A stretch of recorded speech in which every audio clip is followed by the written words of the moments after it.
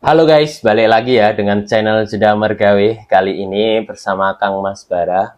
Salam literasi, salam pendidikan. Aku yakin video ini nggak bakalan banyak orang yang nonton. Aku yakin video ini nggak bakalan banyak orang yang share, orang yang lihat sampai habis. Karena pada dasarnya aku tahu kalian semua itu nggak suka dengan konten-konten yang seperti ini. Konten-konten yang berbau dengan literasi, pendidikan, pembelajaran. Kalian itu pasti lebih suka dengan kehidupan-kehidupan artis yang membuat hal seperti inilah, makan dikontenin, minum dikontenin, ngomong anak dikontenin, semuanya lah kehidupan mereka itu. Tapi kalau kalian diisi dengan literasi 2 menit, 5 menit, orang mengajarkan, kalian pasti udah capek, ini orang ngomong apa sih, kayak nggak bener, kayak nggak jelas, pokoknya seperti itu.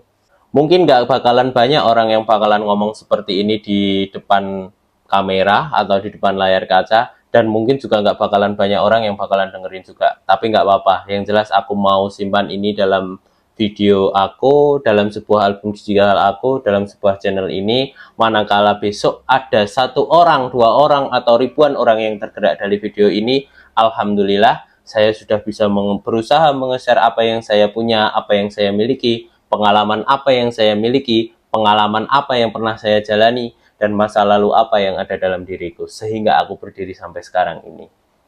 Aku inget banget guys, dulu aku sewaktu kecil, sewaktu aku masih TK, belajar membaca pun juga masih belajar, terus lebih banyak mendengarkan. Aku selalu diajarkan oleh ibuku tentang satu hal, bahwa Indonesia itu pernah mencapai satu titik keemasan, pernah mencapai satu titik kejayaan, yaitu di era Gajah Mada. Terus kemudian kerajaan sebesar itu yang bernama Majapahit itu bisa runtuh, lalu negara Islam atau kerajaan Islam mulai ada di Indonesia ini dengan Wali Songo sebagai penyebarnya.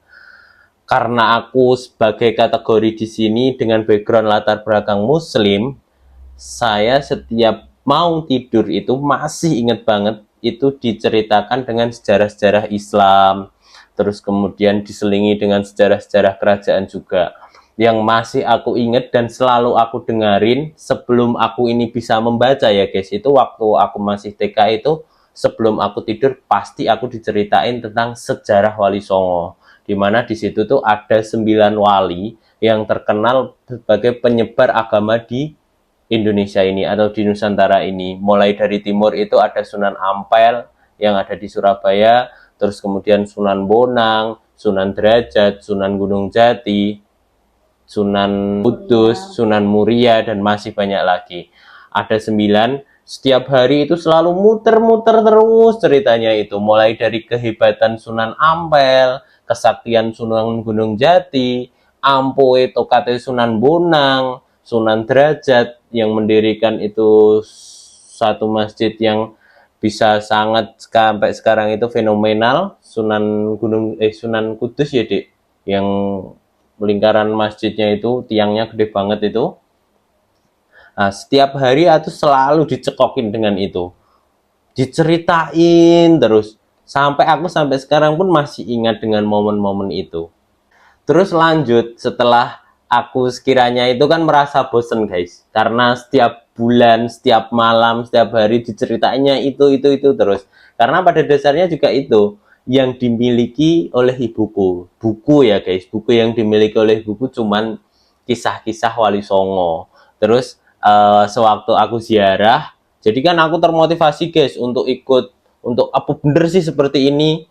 Nah, aku ikut nenekku itu ziarah guys, ziarah ke Wali Songo. Terus kemudian aku beli bukunya tentang Wali Songo itu juga dalam versi yang baru. Terus kemudian selain aku beli buku ziarah Wali Songo itu, aku juga beli 25 Nabi dan Rasul kisahnya itu. Jadi setelah aku kerasa ini terus yang diceritain, aku beli 25 Nabi dan Rasul itu dan minta ibuku untuk nyeritain mulai dari Nabi Adam sampai terakhir Nabi Muhammad.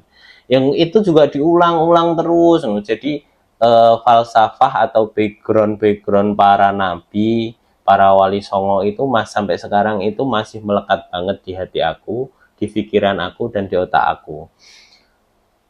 Itu mungkin yang hal suatu pendidikan, pengajaran dari madrasah dini yang diajarkan oleh ibuku itu yang sekarang mungkin jarang banget diajarkan oleh orang-orang tua yang ada di luar sana, artis-artis. Ya, pada dasarnya yang diajarkan kepada mereka itu ialah kepribadian, terus tata cara. Ya, emang itu bagus. Tapi kayaknya hal ke bahasa Inggris, bahasa asing itu justru malah mereka kedepankan semua yang diajarkan kepada anaknya. Mungkin kuralnya ya kalau sejarah tentang kejayaan Indonesia pada masa dulu, bagaimana perjuangan orang-orang Islam itu untuk menyebarkan agama ini ke tanah Nusantara. Kayak cerita-cerita Sabdo Palon, Noyo Genggong, terus kemudian Semar, Bodronoyo, terus kemudian Petro, perlawanan antara Pandawa 5 itu dengan Kurawa itu yang jumlahnya 100 itu. Aku sangat ingat banget sekali guys dengan cerita-cerita seperti itu. Dan setelah aku dewasa, aku coba searching sendiri, coba berselancar di media sosial tentang apa sih sebenarnya perjuangan mereka, tokoh-tokoh Nusantara ini dalam menjadi Indonesia Emas ini. Kayak Gajah Mada dulu guys, nggak hanya satu Nusantara loh guys. Bahkan ranah Melayu pun menjadi atau di bawah kekuasaannya, yang dimana di situ ada Malaysia, Singapura, terus kemudian Brunei Darussalam, semuanya berada di tanah kekuasaan di bawah tangan Gajah Mada, Mahapatih Gajah Mada. Dan yang di sini pun aku juga mau seperti itu. Mungkin akal, pikiran, terus kemudian segala sesuatu simbol itu bisa mati kalau menurut aku yang aku punyai sekarang ini. Tapi sesuatu yang aku simpan dalam sebuah media kanal YouTube ini, aku yakin dan ini tidak akan mati. Dan berusaha ini, pesan-pesan ini semoga lebih banyak lagi tersampaikan ke depannya, sehingga sejarah Indonesia emas, sejarah Indonesia itu menjadi penguasa di tanah Melayu ini di bawah kepemimpinan Mahapatih Gajah Mada ini bisa terulang. Itu merupakan salah satu misi aku di dunia literasi, di dunia pendidikan. Kenapa aku membuat channel seperti ini, kenapa aku mengajarkan seperti ini, kenapa aku ngomong seperti ini, ya tujuanku salah satunya adalah itu guys. Dan manakala ketika aku duduk di bangku sekolah, yang diajarkan sejarahnya itu beda dengan yang diajarkan oleh ibuku, lebih detail yang diajarkan ibuku, lebih kompleks yang diajarkan ibuku, itu aku seakan-akan menjadi tanda tanya. Karena aku tahu pesan dari Presiden Republik Indonesia yang pertama adalah jas merah. Kamu akan menjadi besar kalau kamu bisa menghargai sejarahmu sendiri. Sementara menurut aku sejarah yang diajarkan oleh orang sekarang, oleh kurikulum sekarang itu ya nggak make sense gitu loh. Sementara yang dialamin oleh Patih Gajah Mada itu seperti ini, rule the game kehidupannya seperti ini, tapi yang diajarkan kita itu justru sejarahnya tentang Indonesia, Belanda menguasai Indonesia, sejarah G30 SPKI, gimana terjadi perang saudara di Indonesia. Kalau seperti itu tuh ya susah gitu loh untuk menjadi Indonesia emas lagi. Nah, hal-hal yang seperti ini yang ingin aku sampaikan, sehingga aku mengajak kalian semuanya, generasi muda, untuk turut lagi serta memajukan Indonesia itu menuju Indonesia emas lagi. Dan di momentum ini adalah titik baliknya, di mana generasi muda lebih banyak daripada generasi tua. Kalian pasti tahu guys, pesan dari Ir Soekarno, di mana dia bercerita atau mengeluarkan statement itu tentang beri aku 10 pemuda, maka akan aku goncang dunia. Dan ini sudah sedikit-sedikit titik-titik ini sudah mulai tercipta. Kalau sekarang mungkin tidak 10 orang, bahkan harus 11 orang untuk menguncangkan dunia. Yang salah satunya adalah Indonesia masuk ke ronde 3 Piala Dunia ini. Sudah menguncangkan belum? Karena pada dasarnya Indonesia adalah satu-satunya wakil dari negara ASEAN yang bisa lolos ke situ. Besok mungkin bakalan lebih lagi, mencatatkan sejarah lagi, mencatatkan sebuah kebanggaan lagi, sebuah determinasi lagi, sehingga Indonesia itu bisa berbicara banyak di kancah dunia. Makanya aku jujur terus terang itu agak kurang setuju dengan kurikulum yang diajarkan di Indonesia sekarang, terlebih terkait dengan sejarah, terus kemudian ekonomi, Kalau menurut aku ekonomi pun yang diajarkan sekarang itu terlalu kuno lah guys. Padahal kalau kita sejatinya bisa dan mau belajar, pemerintah kita itu mau adopsi lah apa yang dilakukan oleh Cina. Cina itu tidak punya sumber daya alam semewah kita, sebanyak kita, sekompleks kita, tapi dia punya sumber daya manusia yang jauh lebih banyak, teknologi yang sama-sama juga kalau kita runtut ke belakang, tapi dia mau belajar, tapi dia mau berinovasi, tapi dia mau melakukannya sehingga dia bisa menjadi negara yang seperti sekarang. Kalau kalian tahu, Cina itu menjadi sebuah negara produsen terbesar di dunia. Kalau menurut aku sekarang, Amerika sudah lewat.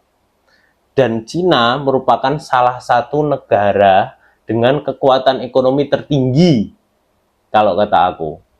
Karena pada dasarnya yang mereka ajarkan pada penduduknya, karena dia itu Cina itu, Tiongkok itu adalah negara komunis, apapun segala sesuatunya itu diatur oleh pemerintah. Mereka itu berprinsip lakukan sebuah penanaman dulu, tanam dulu, terus baru bergerak ke dunia teknologi. Dalam artian ini packaging dari makanannya itu. Terus yang selanjutnya itu baru share atau ekspor hasil-hasil ini. Nah, jadi itu bertahap, kekuatan pangannya itu udah tercipta dulu.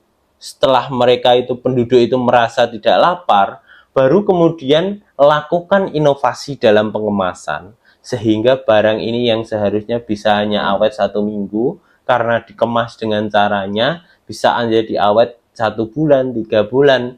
Terus kemudian karena di sini sudah tidak lapar, share ke banyak negara atau lakukan ekspor. Dan itulah yang dilakukan oleh pemerintah Cina. Apalagi di Indonesia, harusnya itu tidak menjadi masalah. Terlebih Indonesia itu terletak di garis khatulistiwa dengan segala kekayaan alam ada di sini. Gunung berapi yang memuntahkan juta sumber daya alam, sumber daya mineral, sehingga tanahnya menjadi sangat subur. Air pun melimpah di sini, cuman kita cara mengolahnya aja yang kurang benar.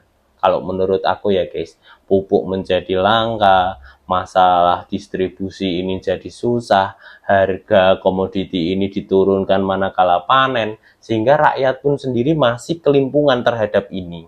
Dan hal inilah yang ingin aku share, ingin aku bagikan, sehingga menjadi wawasan bagi kalian semua. Ayo bareng-bareng kita generasi muda, kita bakalan yang megang Indonesia ini, tongkat estafet itu bakalan berada di tangan Indonesia muda, generasi muda.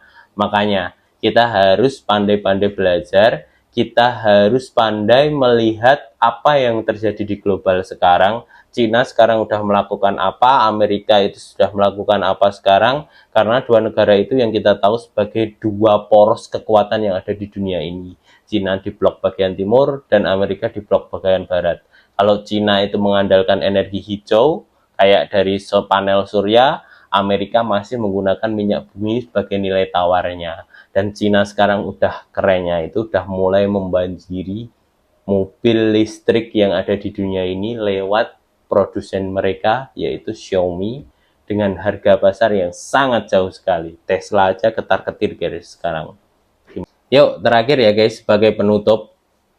Aku nggak mau ngomong banyak lebar, cukup ini aja dari aku dulu. Besok kalau ada waktu lain, aku akan sharing lain terkait dengan perkembangan politik yang ada di Indonesia ini, perkembangan isu-isu yang ada di Indonesia ini, inovasi apa yang akan dilakukan oleh anak muda, inovasi apa yang sekalian lagi trending, dan apapun itu tentang Indonesia ini. Karena saya cinta banget dengan negara ini, dan saya ingin Indonesia kembali menjadi negara yang disegani oleh seluruh negara yang ada di dunia. Salam literasi, salam pendidikan, salam satu langit, merah putih.